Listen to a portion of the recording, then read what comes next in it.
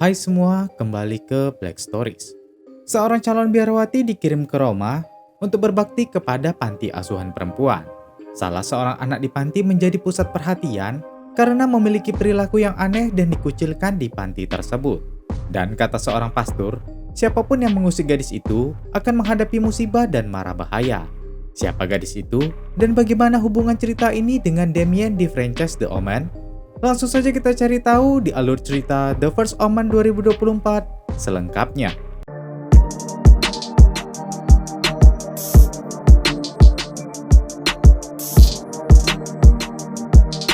Pagi itu, Pastor Brennan sedang menuju ke sebuah gereja yang sedang dilakukan proses pengerjaan di luar. Brennan sendiri bertujuan menemui Pastor Harris. Harris sebenarnya tidak ingin ditemui lagi. Namun karena permintaan Brennan, Harris pun menunjukkan foto tim gereja yang menggendong seorang bayi tak biasa. Di balik foto itu terdapat nama Siana. Bayi itu tidak dikandung alami. Mereka menemukan sukarelawan yang setia. Dan proses kehamilan terjadi dengan cepat. Anak itu sekarang sudah remaja. Mereka hanya menunggu sampai anak itu cukup umur.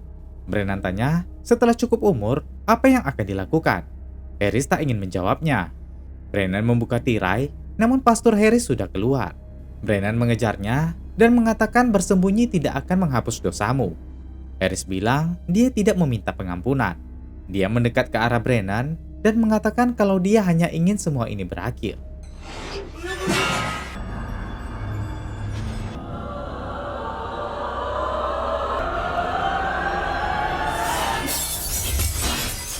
Brennan tanya, apakah Pastor Harris baik-baik saja? Harris bilang dia baik-baik saja dan segera lanjut berjalan. Brennan kaget melihatnya dari belakang.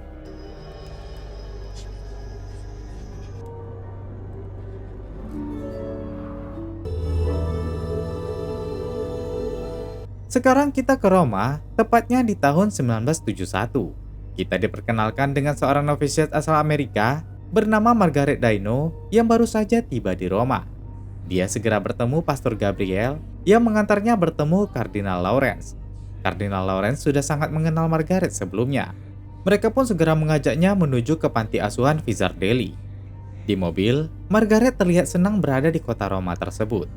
Kardinal Lawrence bilang, dia sadar kalau Margaret sejak kecil ditakdirkan untuk hal-hal besar.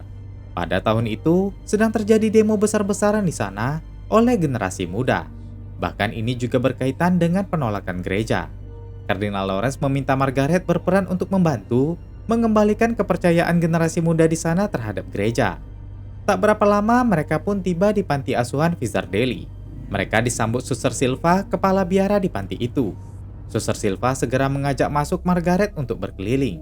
Silva bilang, mereka hanya mengurus anak perempuan saja di panti ini, dari bayi hingga yang berusia 18 tahun. Totalnya ada 62 anak. Mereka juga menampung wanita lajang yang mau melahirkan. Maka dari itu mereka mempunyai fasilitas bersalin di sana. Saat itu, Silva menyapa wanita lajang yang hamil di sana bernama Lanoma. Saat itu, Margaret tak sengaja melihat Pastor Spilito yang menatapnya. Kemudian mereka berjalan dan Silva menyapa Suster Angelica. Silva memperkenalkan Margaret kepadanya. Respon Angelica terlihat datar.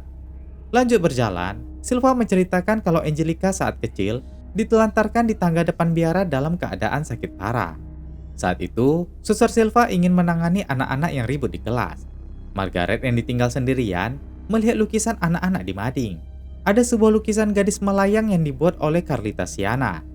Saat itu, Margaret mendengar seorang anak melantunkan doa Salam Maria di dalam kamar sebelah mading. Margaret masuk dan menyapa anak gadis itu dengan mengatakan kalau dia senang dengan doa Salam Maria. Margaret memperkenalkan dirinya dan bertanya nama gadis itu. Gadis itu merangkak melewati kolong tempat tidurnya dan meminta untuk dilepaskan. Suster Silva masuk dan memarahi gadis itu. Dia adalah Carlita yang menggambar gadis melayang di mading tadi. Margaret mempertanyakan tentang arti lukisan Carlita itu. Namun Carlita tak menjawab dan memberikan gambar lainnya kepada Margaret. Setelah keluar, Suster Silva bilang Carlita dikurung karena nakal. Saat itu, Silva memperkenalkan Luca, yang akan menjadi supir Margaret dari penginapan menuju ke biara. Malam itu Margaret pun diantar ke penginapannya. Setelah masuk, Dia melihat ada bekas rokok yang habis diisap di asbak. Margaret mencoba menyapa teman sekamarnya, namun tidak ada siapa-siapa. Dia pun duduk di kasurnya dan melihat gambar yang diberikan Carlita tadi. Setelah mengganti pakaiannya, Margaret menggantung pakaian susternya di dinding dan kembali ke kasur untuk berdoa. Saat berdoa, Margaret mendengar seperti ada orang di luar. Orang yang di luar itu meminta sambil berbisik. Jika anak yang berperilaku paling buruk itu kambuh, Margaret harus mengikatnya di ranjang. Dia pun ingin menunjukkan sesuatu ke Margaret.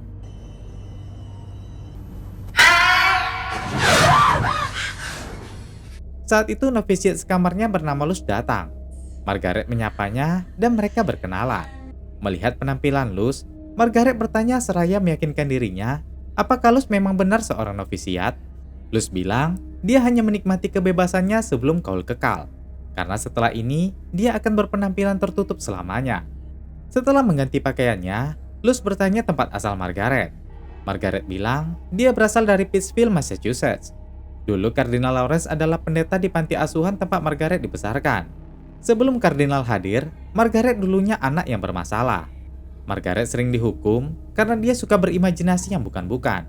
Lalu setelah Kardinal Lawrence datang, dia membuat Margaret memahami kalau apa yang dialami Margaret selama ini itu hanya ada dalam pikirannya saja.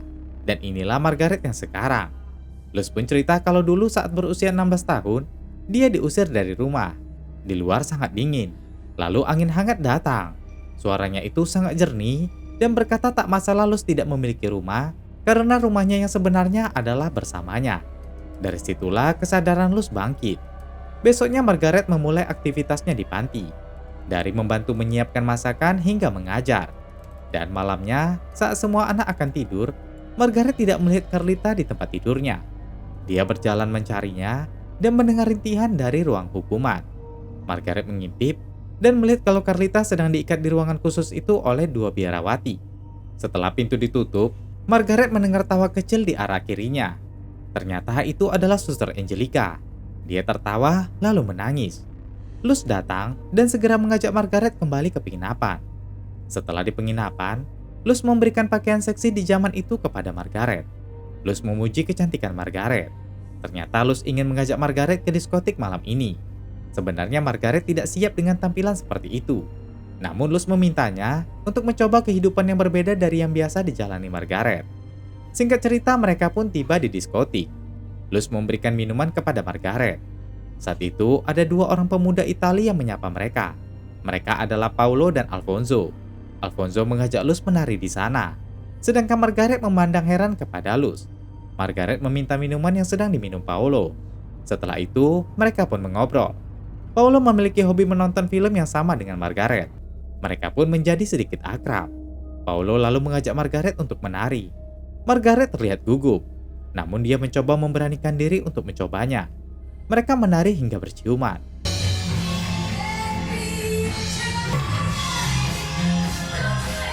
Paginya saat terbangun, Margaret mendengarkan suara radio yang memberitakan tentang bentrokan yang terjadi antara kelompok sayap kiri dengan sayap kanan meningkat pesat di 3 Juni 1971 itu.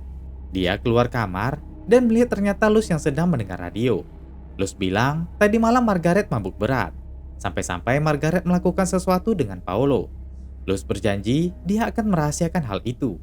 Namun Margaret kaget mendengar kelakuannya yang tidak disadarinya. Margaret menangis di kamarnya karena sudah merasa kotor. Dia pun berdoa untuk memohon ampunan. Saat itu Pastor Brennan di sana dan mengintip Margaret. Setelah itu, Margaret berada di jalanan dan duduk di sana. Pastor Brennan mendatanginya dan memperkenalkan diri. Dia mengaku mengenal Margaret. Kedatangan Brennan untuk membahas Carlita Siana. Dia meminta Margaret untuk hati-hati karena hal-hal buruk akan terjadi di sekitar Carlita. Margaret mulai takut dengan Brennan dan ingin pergi. Namun Brennan meminta agar Margaret menemuinya malam ini di Biara Santo Rita di kamar 42. Setelah itu Margaret ke panti. Dia bertanya ke anak-anak di mana Carlita. Mereka bilang Carlita berada di kamar bagi anak jahat. Margaret pun menjumpai Suster Silva dan menanyakan hal itu. Suster Silva menjelaskan kalau Carlita menggigit Suster Romano pagi ini, makanya dia dikurung di kamar anak jahat. Ternyata ruangan itu adalah ruangan yang dilihat Margaret semalam. Ruangan itu sengaja dibuat dalam keadaan tidak nyaman agar anak-anak yang dikurung kapok untuk berbuat jahat. Setelah habis waktu pengurungan, Margaret mengajak Carlita berbicara. Margaret bilang, kenakalan bisa terjadi kepada siapa saja, termasuk Margaret sendiri. Sejak dulu, Margaret sering membuat kesalahan hingga sampai saat ini. Jadi Carlita tak boleh merasa bersalah sendiri. Saat itu, mereka mendengar teriakan. Margaret meminta Carlita ke kamar, sedangkan dirinya akan melihat keadaan. Ternyata Lanoma, wanita yang hamil sebelumnya, akan segera melahirkan.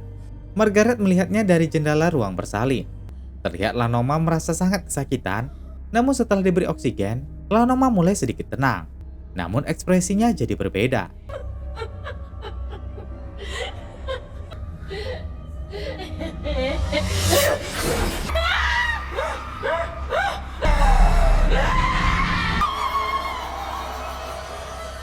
Suster medis bilang, Margaret pingsan kemungkinan karena gula darahnya yang rendah. Kardinal Lawrence juga bilang, Margaret bukan orang pertama yang pingsan karena melihat orang melahirkan. Itu adalah hal yang wajar. Saat jam istirahat, Margaret melihat Carlita yang sedang duduk makan di sebelah Suster Angelica. Margaret mendatangi mereka dan segera menyapa untuk bergabung. Suster Angelica memperlihatkan gambar wanita hamil anak laki-laki yang sedang diikat. Margaret bilang, Angelica kurang pantas menggambar seperti itu dan memperlihatkan ke Carlita. Angelica marah sambil mengkusutkan gambarnya. Dia kemudian tersenyum ke Carlita dan membelai wajahnya. Dia lalu mencium Margaret dan segera masuk ke dalam. Margaret lalu mengajak Carlita untuk bermain dengan anak-anak lainnya. Tiba-tiba saja, Suster Angelica sudah berada di atas bangunan dalam keadaan basah karena bahan bakar dan juga tak memakai penutup kepalanya. Mereka semua yang di luar terkejut melihat Angelica. Angelica bilang ke arah Margaret dan Carlita, kalau semua ini untukmu.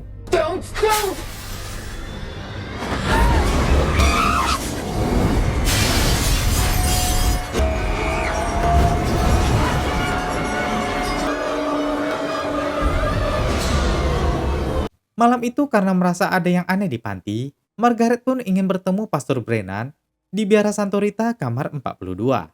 Setelah tiba di kamar itu, Pastor Brennan mempersilahkannya masuk. Setelah masuk, Brennan segera mengunci pintu rapat-rapat. Margaret langsung cerita kalau seorang suster bunuh diri di hari ini. Brennan segera memberikan foto sebelumnya kepada Margaret. Di foto itu ada Pastor Spilito, Suster Silva, dan Suster Romano. Mereka adalah kaum radikal. Dan di balik foto itu ada nama Siana. Jadi Brennan meyakini kalau bayi itu adalah Carlita Siana. Brennan menjelaskan, ada gereja yang menutup mata terhadap penyiksaan dan pemerkosaan. Mereka membunuh atas nama Tuhan. Ini merupakan pemahaman sekularisme. Mereka memutuskan sesuatu yang tidak benar di masa demo dan kekacauan ini. Ditambah lagi, dengan minimnya kepercayaan golongan muda terhadap agama, mereka ingin melahirkan antikristus lalu mengendalikannya.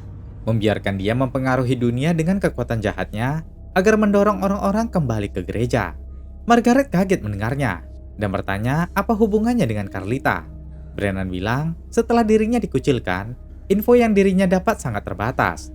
Hanya foto itu saja petunjuknya. Namun dia yakin kalau bayi perempuan di foto itu akan menjadi ibu bagi antikristus nantinya. Dan bayi perempuan itu atau Carlita akan melahirkan di tanggal 6 bulan 6 jam 6 pagi.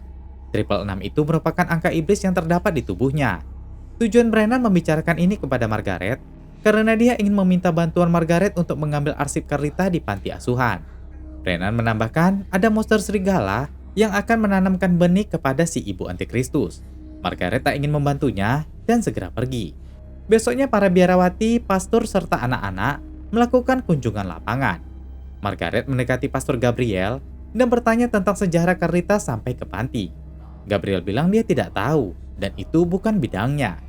Setelah sampai di tempat tujuan, mereka semua keluar dari bus. Margaret terus mendampingi Carlita. Di luar banyak polisi yang bersiaga karena demo kerusuhan akan kembali terjadi. Saat melihat situs sejarah, Margaret terus memperhatikan Carlita. Margaret pun mengajaknya mengobrol. Margaret tanya, apakah ada orang atau sesuatu yang membuat Carlita takut? Carlita hanya bilang, banyak hal yang dirinya lihat. Namun dia tidak tahu itu nyata atau tidak. Margaret bilang, dia juga mengalami itu sedari kecil. Namun dia menyadari apa yang ada di pikirannya bukanlah yang nyata. Carlita menjawab dan bilang, itu bukan bohongan pikiran. Dia pun segera pergi. Margaret mencarinya ke sebuah ruangan. Dia melihat Carlita duduk di samping seorang biarawati. Suster Silva bilang kerusuhan terjadi di luar dan mereka harus pergi.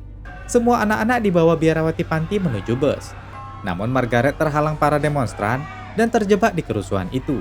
Dia pun mencari keberadaan Carlita. Semua anak-anak sudah masuk ke dalam bus, sedangkan Margaret masih terjebak.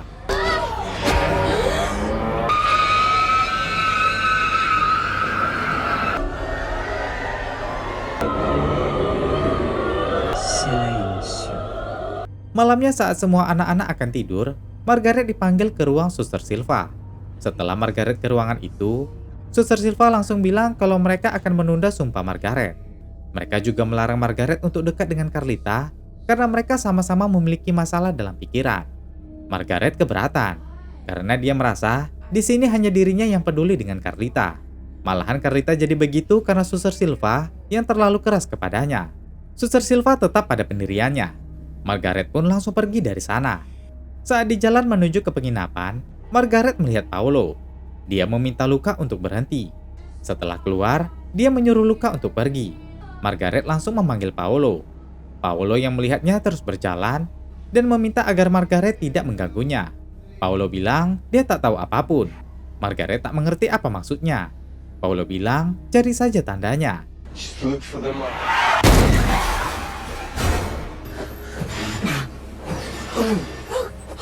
Margaret meminta orang-orang memanggil ambulan. Paolo bilang dia sangat takut. Margaret memeluknya.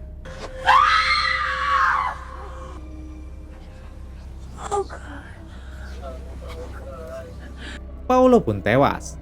Margaret sangat terpukul dan kembali berdoa. Besoknya merupakan hari di mana Luz akan melakukan sumpah. Margaret melihat rambut Luz yang dipotong. Setelah itu, acara pun dimulai. Setelah dipakaikan cincin, Margaret meneteskan air matanya sambil melihat Carlita. Selagi orang sedang berkumpul, Margaret memasuki ruangan Suster Silva dan mencoba mencari arsip Carlita. Setelah tak menemukannya di laci, Margaret menemukan kunci di bawah. Namun dia tak menemukan lemari apapun di sana. Tapi dia melihat ada yang aneh di dinding. Seakan ada sebuah pintu di sana. Margaret mendekat dan melihat lubang kunci. Dia pun membuka pintu rahasia itu. Jalannya menuju ke ruang bawah tanah. Margaret membuka laci yang ada di sana. Dan dia pun menemukan arsip bertuliskan Siana. Saat membukanya, Margaret terkejut melihat tanggal kelahirannya adalah 6 Juni 1959 jam 6 pagi. Dan ditulis kalau anak tersebut harus dijauhkan dari anak-anak lainnya. Selanjutnya Margaret juga melihat arsip lain bertuliskan Siana juga, di mana status anak itu meninggal cacat dan juga lahir di 6 Juni jam 6 pagi namun di tahun 1958. Lagi ada arsip Siana lainnya. Dan ternyata semua arsip di situ bernama Siana. Dan semuanya lahir mati kecuali arsip yang pertama tadi. Margaret mengambil semua arsip itu dan langsung mengajak Carlita pergi. Namun dia dipergoki Suster Romano yang ada di foto. Margaret membawanya ke kamar dan mengganjil pintu dengan kursi. Dia meminta maaf karena tak percaya dengan apa yang dialami Carlita. Margaret meletakkan arsip itu di bawah kasur sebelum Suster Silva dan lainnya masuk. Margaret bilang dia sudah tahu perbuatan mereka terhadap para bayi.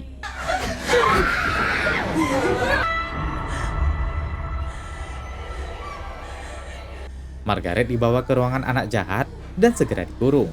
Tiba-tiba Margaret merasa sakit dengan perutnya dan terduduk lemas. Beberapa saat kemudian, Margaret berbaring di ranjang kotor di sana.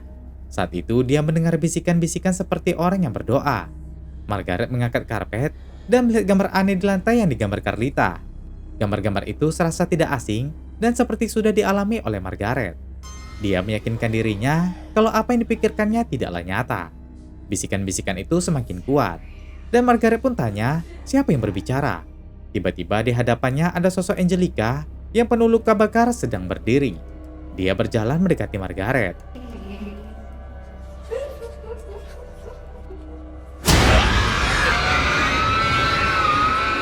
Gabriel membuka pintu dan mengajak Margaret untuk segera pergi. Ternyata Gabriel sudah melihat berkas-berkas yang ditaruh Margaret di bawah kasur. Mereka pun segera pergi dengan membawa berkas itu. Mereka mendatangi Pastor Brennan. Gabriel langsung memberikan arsip itu kepadanya. Gabriel bilang, mereka datang ke sini bersama Luca si supir yang menunggu di luar. Luca bisa dipercaya. Ternyata Brennan sebelumnya juga meminta bantuan Gabriel untuk mencari arsip Carlita. Margaret ingin kembali ke panti untuk menolong Carlita. Namun Gabriel menghentikannya, karena posisi mereka sudah tidak aman untuk ke sana. Brennan juga menambahkan, jika pihak panti tahu arsip mereka sudah hilang, mereka pasti akan mencari Margaret. Sekarang Brennan akan mencari tahu dan akan membuktikan kepada semuanya rahasia buruk panti. Mereka bertiga mulai mencari tahu dari semua arsip yang bernama si anak itu. Brennan melihat semua arsip itu adalah anak perempuan, sedangkan kaum radikal itu menginginkan anak laki-laki. Yang berhasil selamat hanya satu perempuan. Jadi sekarang kaum radikal itu berencana mengkawinkan monster serigala tersebut kepada keturunannya sendiri, yaitu Carlita, yang kemungkinan akan melahirkan anak laki-laki. Margaret mengambil foto sebelumnya dan menyadari sesuatu. Dia menunjukkan ke Brennan kalau bayi di foto itu punya tanda triple 6 di kepalanya, sedangkan Carlita memilikinya di langit-langit mulut. Jadi Margaret yakin bayi di foto itu bukan Carlita.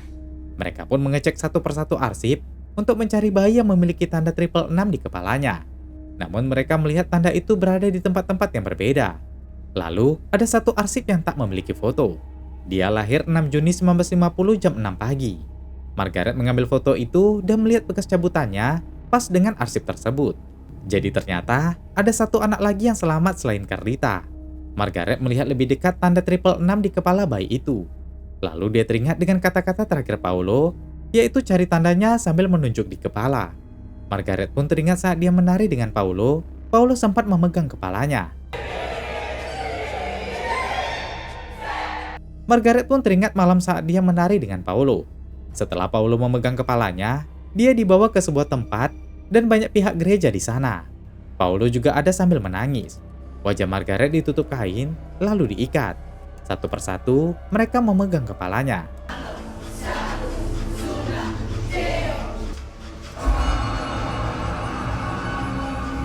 Dari dalam ruangan tersebut, hadirlah monster serigala yang langsung mendekati Margaret untuk menghamilinya.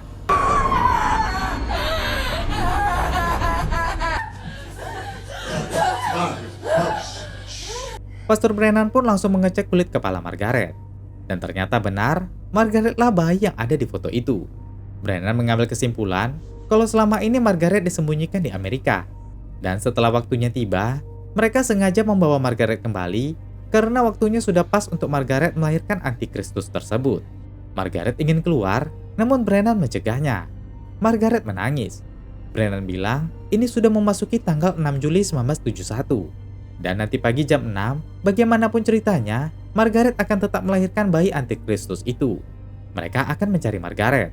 Margaret bilang jika memang benar dia sedang hamil, maka dia akan menggugurkannya. Pastor Brennan bersama Gabriel dan Luca segera membawa Margaret ke rumah sakit yang dokternya sudah dikenal Brennan. Jam terus berjalan, dan Margaret mulai merasakan sakit di perutnya. Tiba-tiba ia muntah dan bertanya apa yang akan terjadi padanya.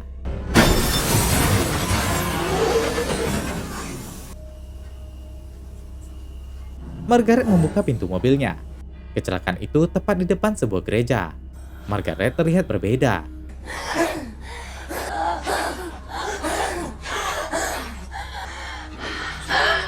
Saat itu kaum radikal dari panti mendatangi Margaret. Terlihat Margaret mengalami pecah ketuban. Dia menarik bajunya dan terlihat perutnya semakin membesar. Para kaum radikal itu mendatanginya. Setelah sadar, Margaret sudah dalam keadaan terikat di sebuah ruangan bawah tanah. Di sana sudah ada Kardinal Lawrence yang mengatakan ini bukan imajinasi tapi kenyataan. Margaret meminta dilepaskan kepadanya. Lawrence bilang, setelah ini semua berakhir, Margaret akan dilepaskan. Bayi yang ada di perut Margaret akan membuat semua orang kembali ke gereja. Margaret adalah anak yang terpilih. Carlita terlalu muda untuk mereka jadikan ibu antikristus. Setelah mengatakan itu, Margaret pun dibius. Kemudian, Margaret dibawa ke ruang bersalin khusus. Para biarawati bersiap untuk membantu proses persalinan Margaret. Mereka bersama dokter segera mengoperasinya. Di sana ada Luz, Kardinal Lawrence, Suster Silva, Suster Romano, Pastor Spilito, dan semua kaum radikal dari panti. Mereka bersama-sama menyaksikan proses kelahiran bayi antikristus itu. Dan tak berapa lama, bayi itu pun berhasil dikeluarkan. Margaret melahirkan bayi kembar dengan keadaan selamat. Satu perempuan dan satu lagi laki-laki. Para kaum radikal sangat senang mendengar itu. Akhirnya penantian mereka bertahun-tahun terjadi. Dan mereka berharap suatu saat para masyarakat akan kembali ke gereja dengan kehadiran antikristus itu. Suster Silva menggendong bayi laki-lakinya dan memperlihatkan ke kaum mereka. Margaret memperhatikan bayi perempuannya. Setelah itu, luka operasinya dijahit. Margaret memanggil Kardinal Lawrence. Dia ingin menggendong bayinya. Bagaimanapun itu adalah bayinya. Suster Silva bilang itu benar. Seorang anak harus menjalin ikatan dengan ibunya. Mereka pun memberikan bayi laki-laki itu kepada Margaret.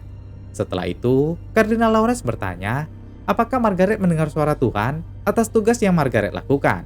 Margaret bilang, tidak sama sekali.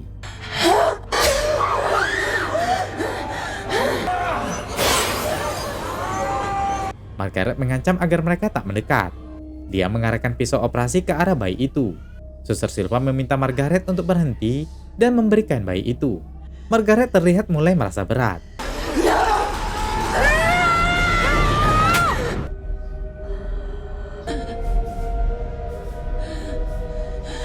Setelah Luz menusuk Margaret, mereka membawa bayi laki-laki itu. Suster Silva meminta agar panti ini dibakar bersama Margaret dan bayi perempuannya. Saat itu, Carlita mendengar hal tersebut.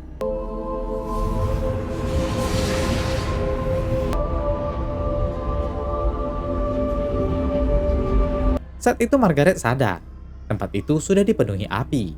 Margaret melihat anak perempuannya. Dia menggendong anak tersebut. Carlita memasuki ruangan itu. Margaret mendengar suara monster serigala dari ruangannya.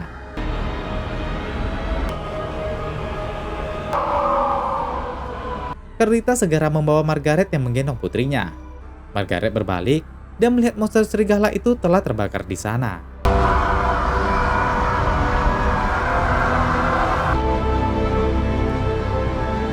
Di sisi lain, Pastor Spilito memberi foto diplomat Amerika untuk Roma, yaitu Robert Thorne, kepada Luz. Dia akan mereka jadikan ayah angkat untuk anak antikristus tersebut.